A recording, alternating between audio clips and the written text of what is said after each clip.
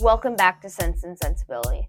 Today, my friends in finance, I have a set of 5 stories to share that show how just a few different decisions can alter your financial trajectory in fairly profound ways, especially when it comes to the decision to own or rent a house and a person's choices around spending and saving.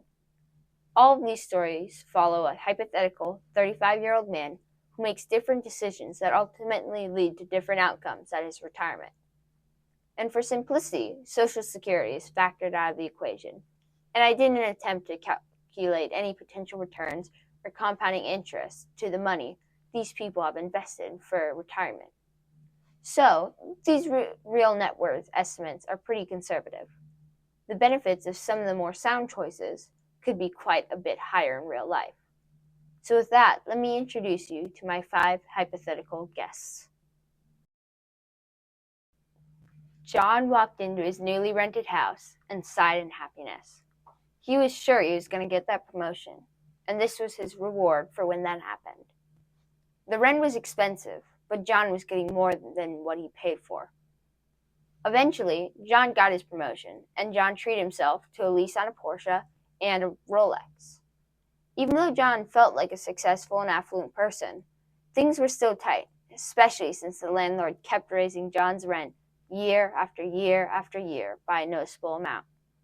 John kept working hard at his job, but his expenses, especially his rent, was increasing faster than he got paid, and John could barely make ends meet.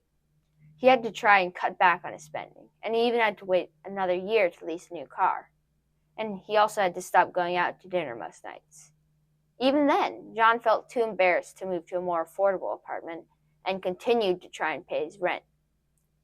After many more years of attempting to pinch pennies to try and cover his extravagant lifestyle, John started talking to a retirement specialist once he turned 65. But unfortunately, the advisor told John that because of his spending habits and the fact that he spent thousands of dollars every year on his rent, he had a real net worth of $100,000 and would have to work many more years before he could ever think about retiring. Jack walked into his brand new dream home and closed the door. He was rising up the corporate ladder fast, and this was the home that he deserved. The mortgage cost an arm and a leg, and he had to lock in at a high interest rate, but Jack had a house anyone would be proud of. Eventually, Jack got another promotion, and he treated himself to refurnishing his house and getting another car for the garage. Even though Jack felt like he was a businessman on the up and up, Jack felt like every dollar he made had to be used to pay his monthly mortgage, and that he could never get ahead in his finances. Jack felt shackled to his job, but his expenses, especially his mortgage, still were larger than his income. Even though Jack was being successful at his job, Jack started to struggle with his finances and could barely make ends meet. He had to try to cut back on his spending, and he couldn't even afford to buy a new car or to get a new TV.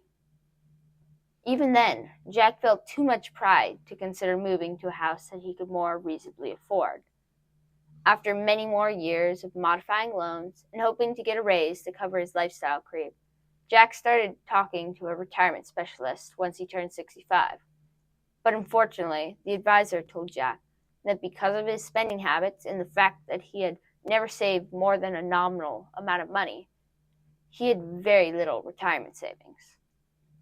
However, because he had been paying off the mortgage of his house for years, he had thousands of dollars worth of equity in his house that he could rely on.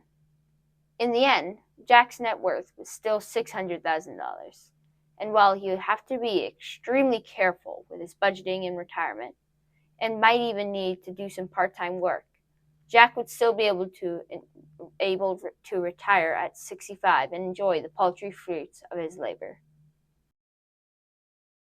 Justin walked into his newly rented house and looked around at all the cleaning and furnishing that needed to be done.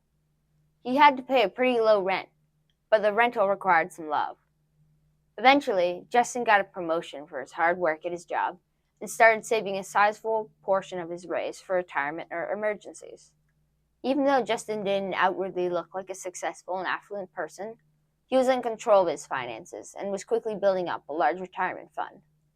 Justin kept working hard at his job, and he lived frugally, and well below his means. His rent was a large expense, but he felt in control of his finances and continued to invest and save. After many more years of diligently keeping expenses in check and saving more money, Justin started talking to a retirement specialist once he turned 65. After consulting with him, the advisor told Justin that because of his good spending habits and the fact that he saved thousands of dollars every year, he had a real net worth of $700,000, and while he would have to carefully ration out his money, he would be able to have a fairly pleasant retirement. Jordan walked into his just-bought home and closed the door. While this might not be his dream house, the house fit perfectly Jordan's needs and was relatively affordable. Even better, there's another self-sufficient wing of the house that while Jordan had no use for it, that part of the house could easily be rented out to someone else. And because of this house hacking, Jordan's mortgage payment every month would be very small. So Jordan started renting out the wing of his house, and while he had a mortgage payment of $1,000 a month, the person he rented his wing of the house out to paid him $700 a month. Eventually, Jordan got a promotion and raise in salary, and though he probably could have moved to a more expensive house, Jordan stayed where he lived and invested a large amount of his paycheck, slowly building a large retirement fund. Even though Jordan didn't have many extravagances, he felt like he was in solid financial control. After many more years of investing a sizable chunk of his paycheck and renting out part of his house to build equity in his home for nearly free, Jordan started talking to a retirement specialist once he turned 65. The advisor was extremely impressed and told Jordan that because of his diligent saving, he had lots of savings. Also, because Jordan had been house hacking and paying off the mortgage of his house for years, he had thousands of dollars worth of equity in his house that he could rely on. In the end, Jordan's real net worth was a large $1,100,000, and he would be able to live extremely comfortably during his retirement. Jacob walked into his just-bought home and closed the door. While this might not be his dream house, the house fit perfectly Jacob's needs and was relatively affordable. Even better, there's another self-sufficient wing of the house that while Jacob had no use for it, that part of the house could easily be rented out to someone else. And because of this house hacking, Jacob's mortgage payment every month would be very small. So Jacob started renting out the wing of his house, and while he had a mortgage payment of $1,000 a month, the person he rented his wing of the house out to paid him $700 a month. Eventually, Jacob got a promotion and raise in salary, and though he probably could have moved to a more expensive house, Jacob stayed where he lived and invested a large amount of his paycheck, slowly building a large pool of money.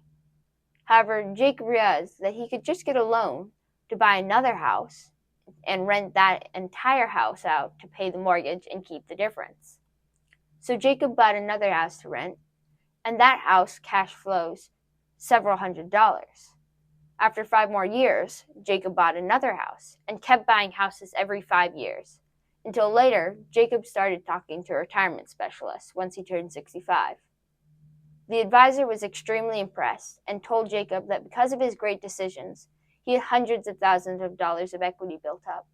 Also, because Jacob had been house hacking and paying off the mortgage of his house for years, he had thousands of dollars worth of equity in his house and the houses that he rented out that he could rely on. In the end, Jordan's real net worth was a large $2 million, and he would be able to live well during his retirement. After hearing these stories, hopefully you noticed that John and Jack, who had bad spending habits and never saved enough money, had the lowest real net worths, and struggled with retirement as a result.